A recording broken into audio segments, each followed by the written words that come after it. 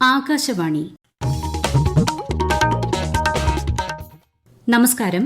പ്രാദേശിക വാർത്തകൾ വായിക്കുന്നത് Sophia Daniel.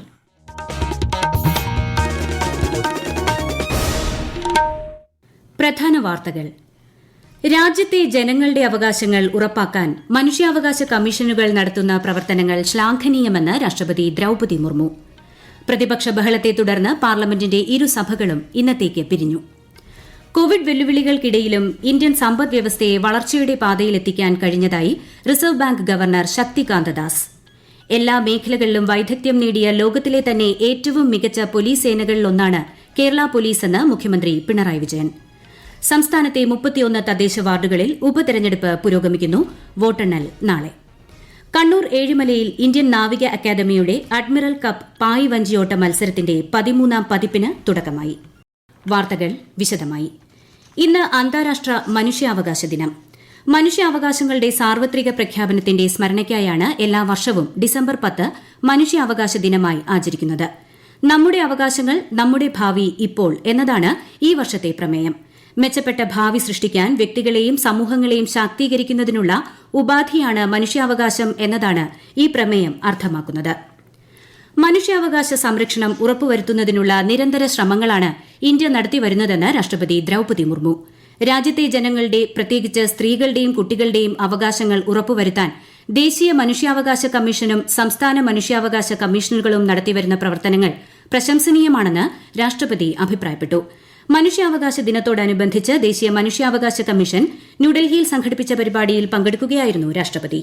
It is a day to remember the institutions that strive to protect and promote the rights of the most vulnerable sections of society. The National Human Rights Commission, the State Human Rights Commissions, various other commissions, the judiciary, and other key stakeholders have worked tirelessly to be the voice of the voiceless.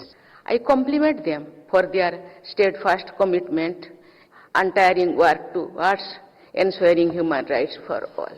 രാജ്യത്തെ വളർന്നുവരുന്ന cyber കുറ്റകൃത്യങ്ങൾ പോലുള്ള ആധുനിക വെല്ലുവിളികളെ നേരിടാനും അതുമൂലം ജനങ്ങൾക്കുണ്ടാകുന്ന പ്രശ്നങ്ങളെ അഭിമുഖീകരിക്കാനും കേന്ദ്ര സർക്കാർ നിരവധി പ്രവർത്തനങ്ങൾ നടത്തിവരുന്നുണ്ടെന്നും രാഷ്ട്രപതി പറഞ്ഞു.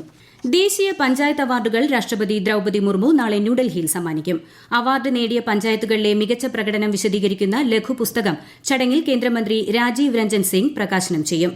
കേരളത്തിൽ നിന്ന് മലപ്പുറം ജില്ലയിലെ പെരുമ്പടപ്പ പഞ്ചായത്തും കിലയും പുരസ്കാരം ഏറ്റുവാങ്ങും. Smart India hackathon 2024ന്റെ grand finale പ്രധാനമന്ത്രി നരേന്ദ്രമോദി നാളെ അഭിസംബോധന ചെയ്യും. പരിപാടിയുടെ ഭാഗമായി നൂതനാശയങ്ങളുമായി മുന്നോട്ട് വന്ന യുവതലമുറയുമായി അദ്ദേഹം വീഡിയോ കോൺഫറൻസിംഗിലൂടെ സംവദിക്കും. 1300-ലധികം വിദ്യാർത്ഥി സംഘങ്ങൾ പരിപാടിയിൽ പങ്കെടുക്കും. പ്രതിപക്ഷ ബഹളത്തെ തുടർന്ന് പാർലമെന്റിന്റെ ഇരുസഭകളും ഇന്നത്തേക്ക് പിരിഞ്ഞു. ഇന്ന് സഭ സമ്മേളിച്ചതു മുതൽ വിവിധ വിഷയങ്ങളിൽ പ്രതിപക്ഷം ആരോപണങ്ങൾ ഉന്നയിച്ചതിനെ തുടർന്ന് ഇരുസഭകളും പ്രക്ഷുബ്ധമാകുകയായിരുന്നു. 12 മണിവരെ നിർത്തിവച്ച സഭ വീണ്ടും പുനരാരംഭിച്ചെങ്കിലും ബഹളം ശക്തമായതോടെ ഇരുസഭകളും ഇന്നത്തേക്ക് പിരിയുകയായിരുന്നു. അതേസമയം പാർലമെന്റ് നടപടികൾ സുഗമമായി നടക്കേണ്ടത് അത്യാവശ്യമാണെന്നും ചർച്ചകളിൽ കൂടുതൽ ശ്രദ്ധ കേന്ദ്രീകരിക്കണമെന്നും സഭാ അംഗങ്ങളോട് കേന്ദ്ര പാർലമെന്ററി കാര്യമന്ത്രി കിരൺ റിജിജു അഭ്യർത്ഥിച്ചു. കോവിഡ് വെല്ലുവിളികൾക്കിടയിലും ഇന്ത്യൻ സമ്പദ് വ്യവസ്ഥയെ വളർച്ചയുടെ പാതയിലെത്തിക്കാൻ കഴിഞ്ഞതായി reserve bank governor Shaktikanta Das. സാമ്പത്തിക രംഗത്ത് ഏറെ മുന്നേറാൻ സാധിച്ചെങ്കിലും ആധുനിക കാലഘട്ടത്തിലെ നിരവധി വെല്ലുവിളികൾ RBIക്ക് മുന്നിലുണ്ടെന്നും അവ തരണം ചെയ്യേണ്ടതാണെന്നും അദ്ദേഹം പറഞ്ഞു. 6 വർഷങ്ങൾക്ക് ശേഷം RBI ഗവർണർ പദവിയൊഴിയുന്ന ഇന്ന് മുംബൈയിൽ വാർത്താസമ്മേളനത്തിൽ സംസാരിക്കുകയായിരുന്നു അദ്ദേഹം. സൈബർ സുരക്ഷ, ആധുനിക സാങ്കേതിക വിദ്യയുടെ സാധ്യതകൾ പ്രയോജനപ്പെടുത്തുക എന്നിവയ്ക്കാണ് ഊന്നൽ നൽകേണ്ടതെന്നും ശ്രീ ശക്തികാന്ത ദാസ് പറഞ്ഞു. റിസർവ് ബാങ്കിന്റെ പുതിയ ഗവർണറായി റവന്യൂ സെക്രട്ടറി സഞ്ജയ് മൽഹോത്ര നാളെ ചുമതലയേൽക്കും. 3 വർഷത്തേക്കാണ് നിയമനം. മുൻ കേന്ദ്ര വിദേശകാര്യമന്ത്രിയും കർണാടക മുൻ മുഖ്യമന്ത്രിയും ആയിരുന്ന SM കൃഷ്ണയുടെ നിര്യാണത്തിൽ രാഷ്ട്രപതി ദ്രൌപദി മുർമു, പ്രധാനമന്ത്രി നരേന്ദ്രമോദി, കർണാടക മുഖ്യമന്ത്രി സിദ്ധരാമയ്യ ഉൾപ്പെടെയുള്ള പ്രമുഖർ അനുശോചനം രേഖപ്പെടുത്തി. വികസനത്തിന് പ്രാധാന്യം നൽകിയ നേതാവായിരുന്നു SM കൃഷ്ണയെന്ന് രാഷ്ട്രപതി അനുസ്മരിച്ചു. ഇന്ന് പുലർച്ചെ ബംഗളൂരുവിലെ വസതിയിലായിരുന്നു SM കൃഷ്ണയുടെ അന്ത്യം. 2004 മുതൽ 2008 വരെ മഹാരാഷ്ട്ര ഗവർണറായിരുന്നു അദ്ദേഹം. 2023-ൽ പത്മ പുരസ്കാരം നൽകി രാജ്യം അദ്ദേഹത്തെ ആദരിച്ചിട്ടുണ്ട്. എല്ലാ മേഖലയിലും വൈദഗ്ധ്യം നേടിയ ലോകത്തിലെ തന്നെ ഏറ്റവും മികച്ച പോലീസ് സേനകളിലൊന്നാണ് കേരള പോലീസെന്ന് മുഖ്യമന്ത്രി പിണറായി വിജയൻ. തിരുവനന്തപുരം പേരൂർക്കട SAP ഗ്രൌണ്ടിൽ വിവിധ ബറ്റാലിയനുകളിൽ പരിശീലനം പൂർത്തിയാക്കിയ പോലീസ് കോൺസ്റ്റബിൾമാരുടെ പാസിംഗ് ഔട്ട് പരേഡിൽ അഭിവാദ്യം സ്വീകരിച്ച ശേഷം സംസാരിക്കുകയായിരുന്നു മുഖ്യമന്ത്രി. ആധുനിക കാലത്തിന്റെ പ്രത്യേകതയായ സൈബർ കുറ്റകൃത്യങ്ങൾ ഉൾപ്പെടെ കണ്ടെത്താൻ സേനയ്ക്ക് സാധിക്കുന്നുണ്ടെന്നും മുഖ്യമന്ത്രി പറഞ്ഞു. ലോകത്തിലെ തന്നെ മികച്ച പോലീസ് സേനകളിൽ ഒന്നാണ് കേരള പോലീസ്. എല്ലാ മേഖലയിലും കേരള പോലീസ് കൃത്യമായ വൈദഗ്ധ്യം തെളിയിച്ചുകൊണ്ടിരിക്കുന്ന ഒരു കാലമാണിത്. ആധുനിക കാലത്തിന്റെ പ്രത്യേകതയായ സൈബർ കുറ്റകൃത്യങ്ങളടക്കം ഫലപ്രദമായി തെളിയിക്കാൻ കേരള പോലീസിന് കഴിയുന്നു. ദേശീയ ലോക് അദാലത്തുകളിലൂടെ ഈ വർഷം 7,70,00,000 കേസുകൾ തീർപ്പാക്കിയതായി സുപ്രീംകോടതി ജഡ്ജിയും ദേശീയ ലീഗൽ സർവീസസ് അതോറിറ്റി എക്സിക്യൂട്ടീവ് ചെയർമാനുമായ ജസ്റ്റിസ് BR ഗവായ് അറിയിച്ചു. കെട്ടിക്കിടക്കുന്ന കേസുകളും നിയമ തർക്കങ്ങളുമാണ് കൂടുതലായി പരിഗണിച്ചത്. പ്രതിവർഷം 3 അദാലത്തുകളാണ് ഇത്തരത്തിൽ നാൽസ സംഘടിപ്പിക്കുന്നതെന്നും ജസ്റ്റിസ് BR ഗവായ് അറിയിച്ചു. ദക്ഷിണാഫ്രിക്കയുടെ ആതിഥേയത്വത്തിലുള്ള G20 സമ്മേളനത്തിന്റെ ആദ്യ യോഗത്തിന് ഇന്ന് തുടക്കം. ഈ മാസം 1-നാണ് ദക്ഷിണാഫ്രിക്ക ആതിഥേയത്വം ഏറ്റെടുത്തത്. ഈ വാർത്തകൾ ആകാശവാണിയിൽ നിന്ന്.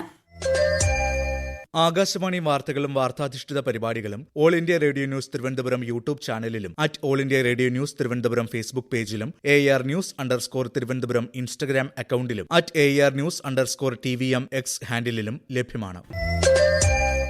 സംസ്ഥാനത്തെ 31 തദ്ദേശ വാർഡുകളിൽ ഉപതെരഞ്ഞെടുപ്പ് പുരോഗമിക്കുന്നു. മലപ്പുറം ജില്ലാ പഞ്ചായത്തിലെ തൃക്കലങ്ങോട് വാർഡ് ഉൾപ്പെടെ 11 ജില്ലകളിലായി 4 ബ്ലോക്ക് പഞ്ചായത്ത് വാർഡുകൾ, 3 മുനിസിപ്പാലിറ്റി വാർഡുകൾ, 23 ഗ്രാമപഞ്ചായത്ത് വാർഡുകൾ എന്നിവിടങ്ങളിലാണ് ഉപതെരഞ്ഞെടുപ്പ്.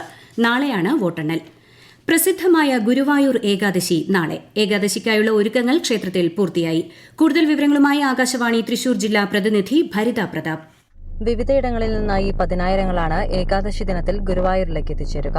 ഏകാദശി ദിവസത്തെ ശ്രീ പാർത്ഥസാരഥി ക്ഷേത്രത്തിലേക്കുള്ള എഴുന്നള്ളിപ്പ് രാവിലെ 6:30 പുറപ്പെടും. ഒരു ആനയെ പങ്കെടുപ്പിച്ചാകും നാളെ എഴുന്നള്ളിപ്പ് നടക്കുക. ദശമി നാളായ ഇന്നാണ് ഗജരാജൻ ഗുരുവായൂർ കേശവൻ അനുസ്മരണ ദിനം. ചെമ്പൈ സംഗീതോത്സവത്തിന്റെ സുവർണ ജൂബിലി വർഷം കൂടിയാണിത്. ഇന്ന് ചെമ്പൈ സംഗീത മണ്ഡപത്തിൽ രാവിലെ 9-ന് പഞ്ചരത്ന കീർത്തനാലാപനം അരങ്ങേറും. സംഗീത കുലപതിയായിരുന്ന ചെമ്പൈ വൈദ്യനാഥ ഭാഗവതരുടെ സ്മരണാർത്ഥം ഗുരുവായൂർ ദേവസ്വം സംഘടിപ്പിക്കുന്ന 15 ദിവസത്തെ സംഗീതോത്സവത്തിന് ഇതോടെ സമാപനമാകും. ക്രിസ്തുമസ് ആശംസകൾ നേർന്ന് പാത്രിയാർക്കീസ് ബാവ. കേരളത്തിലുള്ളവർ സിറിയയ്ക്ക് വേണ്ടി പ്രാർത്ഥിക്കണമെന്നും വലിയ പ്രതിസന്ധിയിലൂടെയാണ് സിറിയ കടന്നുപോകുന്നതെന്നും അദ്ദേഹം പറഞ്ഞു. കേരള സന്ദർശനം പൂർത്തിയാക്കി പാത്രിയാർക്കീസ് ബാവ മടങ്ങി. ഏഷ്യാകപ്പ് വനിതാ ജൂനിയർ ഹോക്കിയിൽ ഇന്ത്യ ഇന്ന് ചൈനയെ നേരിടും. ഇന്ത്യൻ സമയം രാത്രി 8:30-നാണ് മത്സരം. കണ്ണൂർ ഏഴിമല ഇന്ത്യൻ നാവിക അക്കാദമിയുടെ നേതൃത്വത്തിൽ സംഘടിപ്പിച്ചുവരുന്ന അഡ്മിറൽ കപ്പ് പായ്വഞ്ചിയോട്ട മത്സരം 13ാം പതിപ്പിന് തുടക്കമായി. Japan, Germany, France, Italy, Australia, Britain തുടങ്ങി 25 വിദേശ രാജ്യങ്ങളിൽ നിന്നുൾപ്പെടെ 28 ടീമുകളാണ് പായ്വഞ്ചിയോട്ട മത്സരത്തിൽ പങ്കെടുക്കുന്നത്. അഡ്മിറൽ കപ്പിനും റണ്ണേഴ്സ് അപ്പ് കപ്പിനും പുറമെ മികച്ച പ്രകടനം കാഴ്ചവെക്കുന്ന പുരുഷ വനിതാ അംഗങ്ങൾക്ക് വ്യക്തിഗത മെഡലുകളും സമ്മാനിക്കും. അരനൂറ്റാണ്ട് മുൻപ് ഇന്ത്യ പാക് യുദ്ധത്തിൽ വീരമൃത്യു വരിച്ച കരുനാഗപ്പള്ളി സ്വദേശി രാധാമോഹൻ നരേഷിന്റെ സ്മൃതി കുടീരം നാടിന് സമർപ്പിച്ചു. കൊല്ലം ആശ്രാമ മൈതാനത്തിന് സമീപം റവന്യൂ ഭൂമിയിലാണ് ജാട്ട് റെജിമെന്റ് 2nd ലഫ്റ്റനന്റ് കമാൻഡറായിരുന്ന നരേഷിന്റെ അർദ്ധകായ പ്രതിമ സ്ഥാപിച്ച് സ്മൃതി കുടീരം ഒരുക്കിയത്. 29ാമത് കേരള രാജ്യാന്തര ചലച്ചിത്രമേളയുടെ ഡെലിഗേറ്റ് സെല്ലും ഡെലിഗേറ്റ് പാസ് വിതരണവും തിരുവനന്തപുരം ടാഗോർ ഹാളിൽ മന്ത്രി സജി ചെറിയാൻ ഇന്ന് ഉദ്ഘാടനം ചെയ്യും. വനിതകൾ മാത്രം പങ്കെടുക്കുന്ന മാതൃകാ നിയമസഭ ഇന്ന് സെക്രട്ടേറിയറ്റിലെ പഴയ നിയമസഭാ ഹാളിൽ മന്ത്രി ആർ ബിന്ദു ഉദ്ഘാടനം ചെയ്യും. നിയമസഭാ സ്പീക്കർ AN ഷംസീർ ചടങ്ങിൽ അധ്യക്ഷത വഹിക്കും. കേരള നിയമസഭ സംഘടിപ്പിക്കുന്ന അന്താരാഷ്ട്ര പുസ്തകോത്സവത്തിന്റെ 3ാം പതിപ്പിനോടനുബന്ധിച്ചാണ് മാതൃകാ നിയമസഭ സംഘടിപ്പിക്കുന്നത്. കൊച്ചിയിൽ നടിയെ ആക്രമിച്ച കേസിൽ അന്തിമവാദം നാളെ. എറണാകുളം പ്രിൻസിപ്പൽ സെഷൻസ് കോടതിയാണ് വാദം കേൾക്കുന്നത്. സംസ്ഥാനത്ത് എവിടെയും വാഹനം രജിസ്റ്റർ ചെയ്യാനുള്ള സംവിധാനം ഒരുക്കുന്നതിനായി മോട്ടോർ വാഹന വകുപ്പിന്റെ സോഫ്റ്റ്വെയറിൽ മാറ്റം വരുത്തുമെന്ന് ഗതാഗത കമ്മീഷണർ CH നാഗരാജു ആലപ്പുഴയിൽ പറഞ്ഞു. ഇത് സംബന്ധിച്ച പഠനത്തിന് സമിതിയെ നിയോഗിച്ചിട്ടുണ്ട്. വാഹനം വാങ്ങുന്നവരുടെ വിവിധ ആവശ്യങ്ങൾ പരിഗണിച്ച് ട്രയൽ റൺ നടത്തിയ ശേഷമേ പരിഷ്കാരങ്ങൾ നടപ്പാക്കുകയുള്ളൂവെന്നും അദ്ദേഹം പറഞ്ഞു. പ്രധാന വാർത്തകൾ വീണ്ടും.